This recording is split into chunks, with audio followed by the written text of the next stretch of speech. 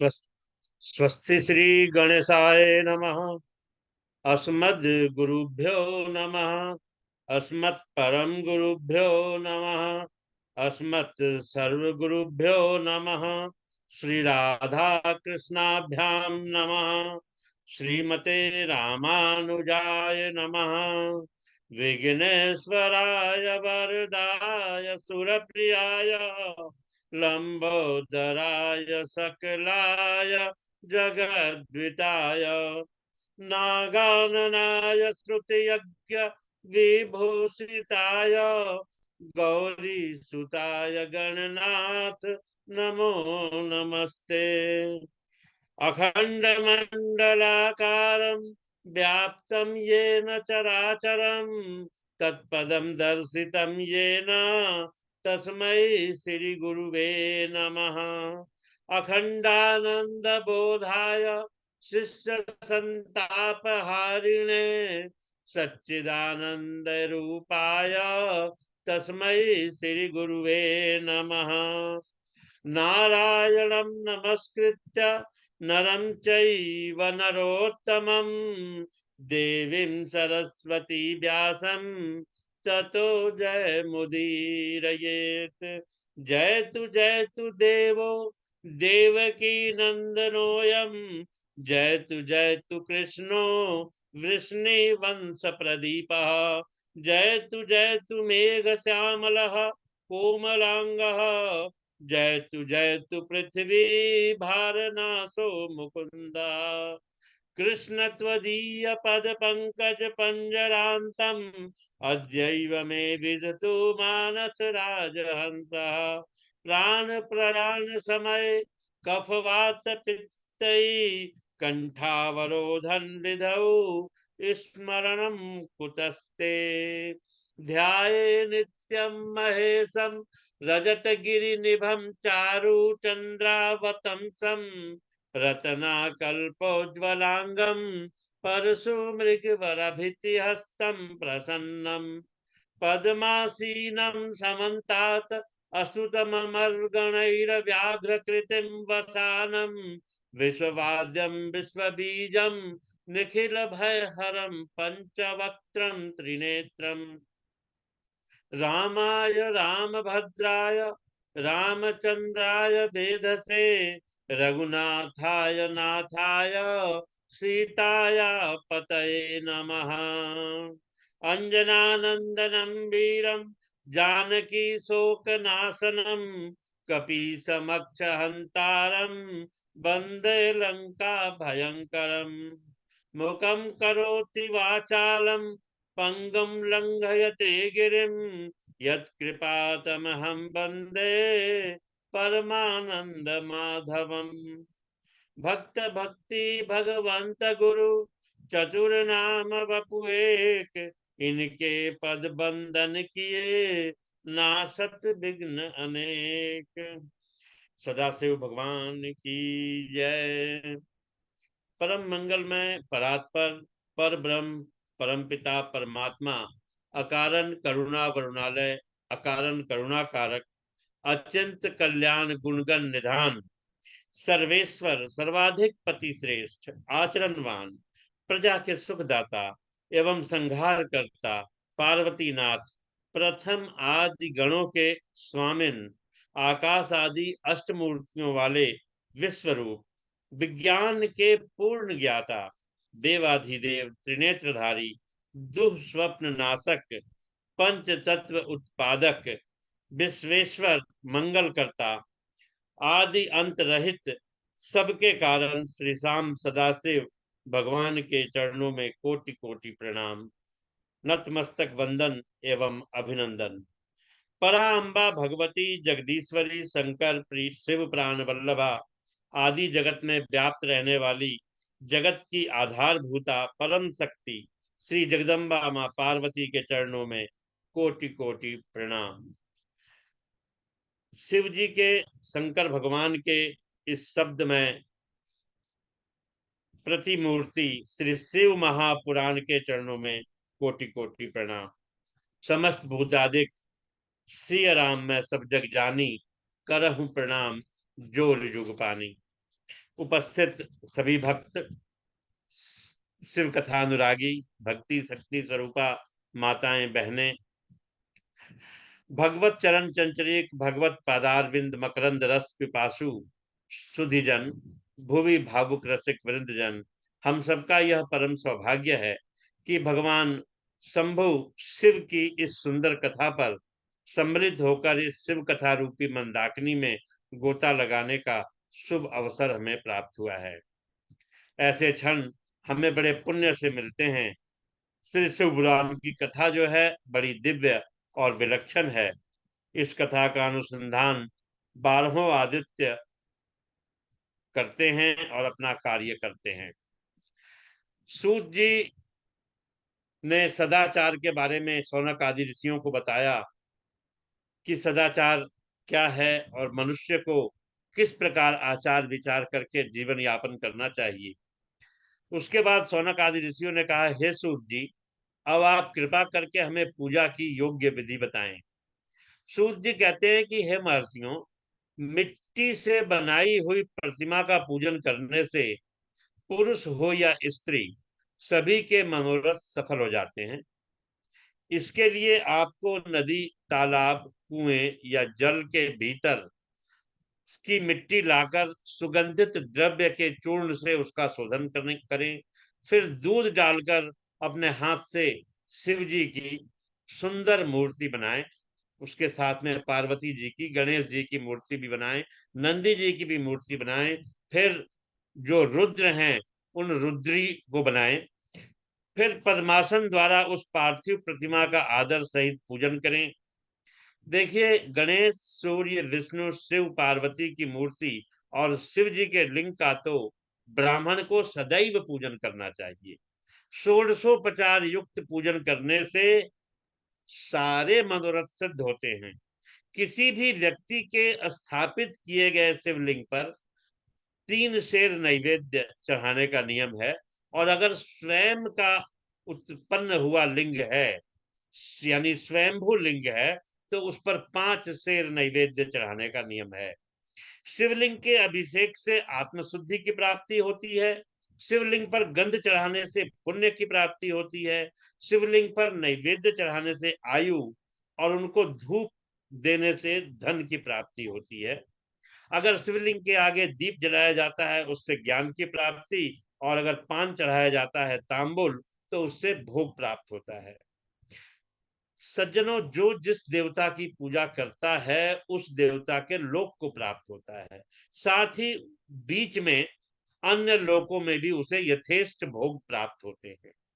अखिल जगत, पूरा संसार, जो ये सृष्टि है, ये बिंदु नादात्मक है, जिसमें बिंदु शक्ति है और नाद शिव जी हैं।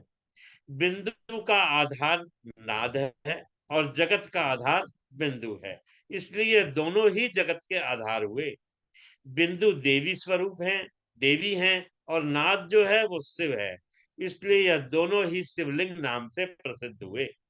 शिव भक्ति के, शिव और शक्ति के मिलान का नाम ही लिंग है। जो मनुष्य श्रद्धा पूर्वक विधि विधान से पूजन करते हैं शिवलिंग का, जो व्यक्ति शिवलिंग का पूजन करता है उसका पुनर्जन्म नहीं होता। सभी शौनक आदि ऋषियों ने कहा कि हे महामुनि, प्रणवस्य च महात्मयम षड्लिंगस्य महामुने, शिव भक्तस्य पूजां च क्रमशो ब्रूहि न प्रभो। प्रणव और षड्लिंग का क्या महत्व है तथा शिव जी की भक्ति पूजा का क्या विधान है, हमें सुनाएं। सूत जी कहते हैं कि हे ऋषियों, प्रकृति से उत्पन्न हुआ प्रणव का संसार की नौका स्वरूप है। इसलिए जो पंडित हैं वो उसे प्रणव कहते हैं। देखिए, प्रणव में प्र, न और व आता है।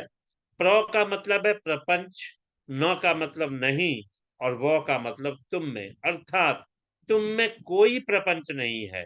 यह प्रणव माया से रहित होने के कारण हमेशा ही नवीन है। इसको एकांत में जपने से भोग की प्राप्ति होती है, और जो इसका 36 करोड़ जप कर लेता है वह योगी हो जाता है।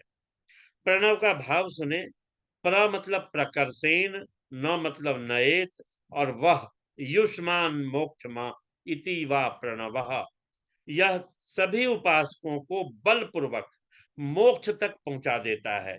इस अभिप्राय से ही इसे ऋषि मुनि प्रणव कहते हैं।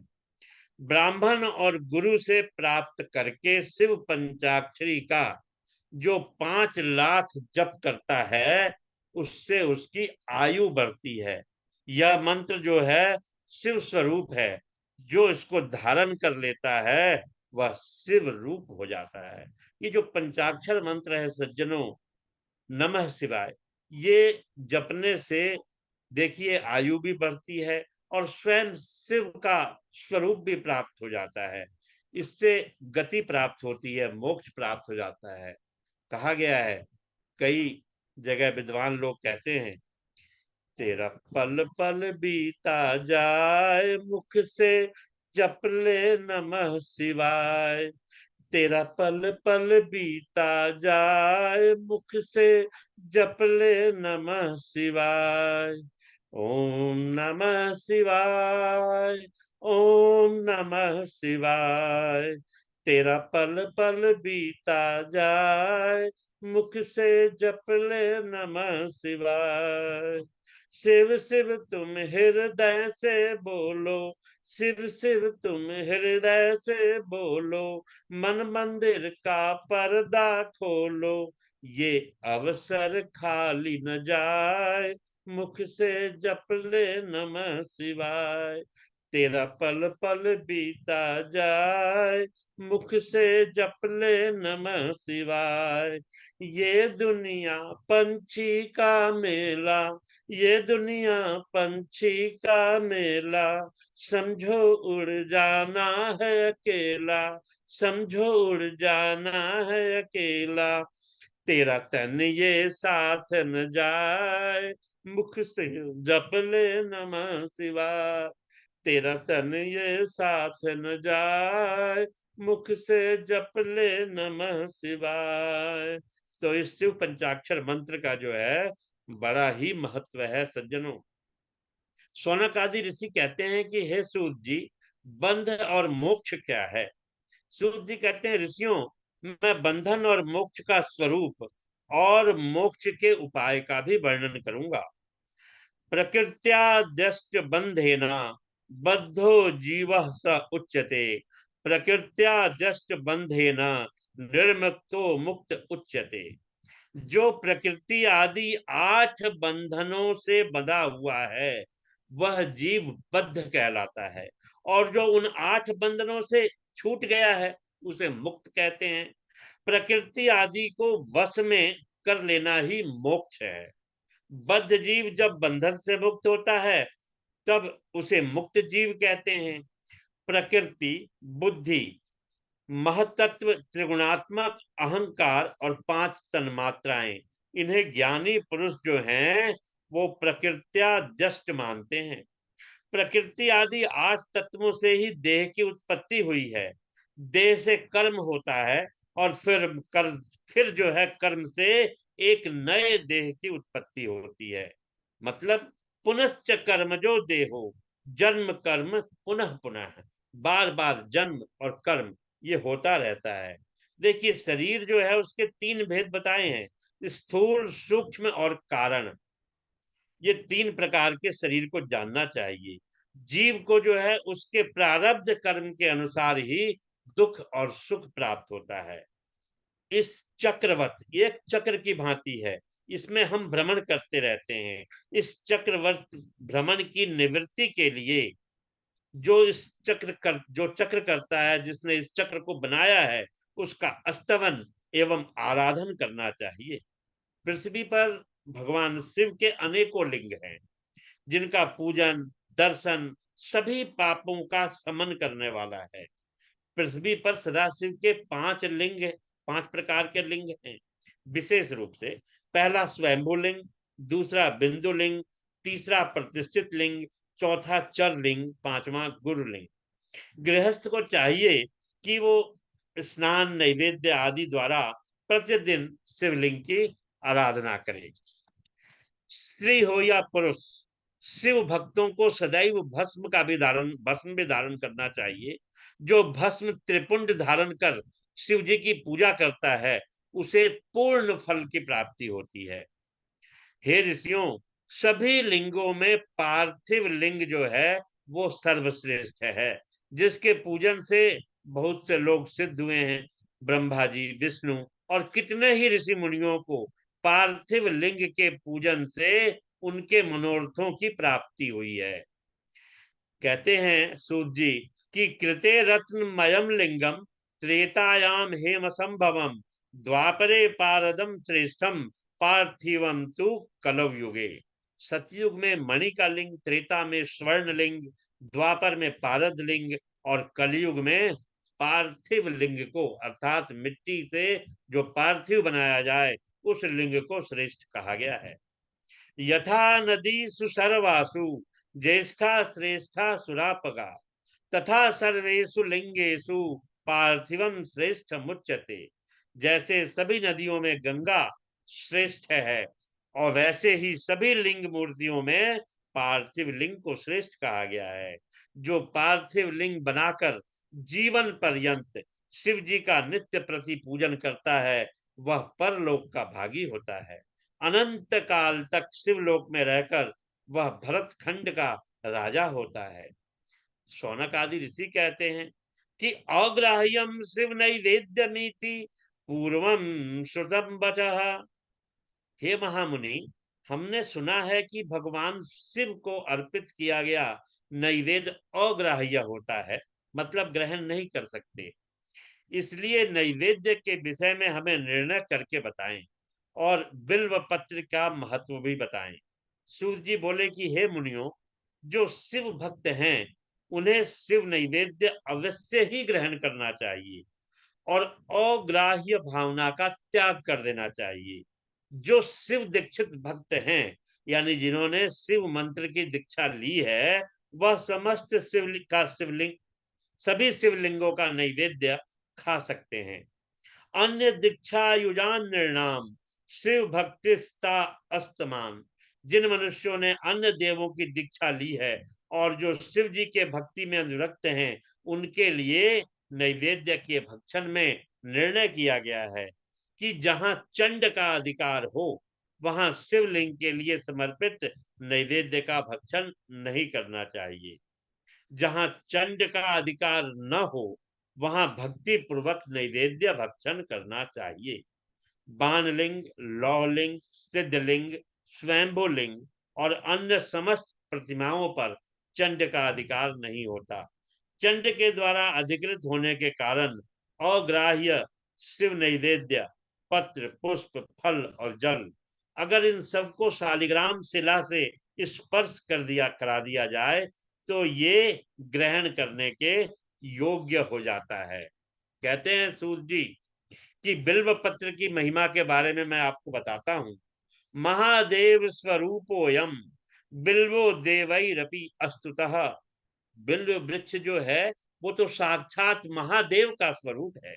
देवों के द्वारा भी बिल्व वृक्ष की स्तुति की गई है। संसार में जितने भी प्रसिद्ध क्षेत्र तीर्थ हैं, वे सब बिल्व के मूल में निवास करते हैं। जो भक्ति सहित बिल्व की जड़ में दीपक जलाता है, वह सभी पापों से छूट जाता है।